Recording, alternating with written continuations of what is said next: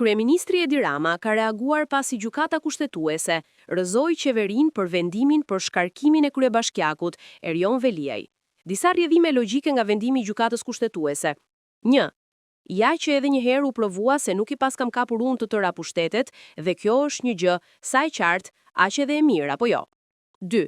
Nëse Tirana nuk do të ketë zgjedhje deri në 2027 dhe kushtetuesja mendon se kryebashkiaku i burgosur i Tiranës nuk mund të largohet përveç se me zgjedhje, atëherë disproporcionimi i mbajtjes së tij në qeli nuk është më thjesht në dëm të lirive të drejtave kushtetuese të personit, po edhe në dëm të së drejtës kushtetuese të popullit të kryeqytetit për të shërbyer nga i zgjedhuri i vet apo jo. 3.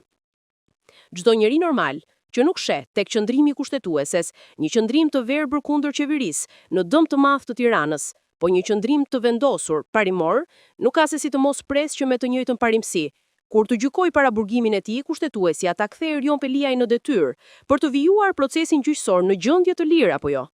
Pikat 1 dhe 2 janë të sigurta, pika 3 mbetet për tu parë, ndërkohë le të urojmë që kushdo ka në dorë ta ndihmojë zgjidhjen e këtij ngërçi absurd, të kujtohet se kryeqyteti nuk mund të trajtohet si jetim për vite me radhë, deklaron Rama.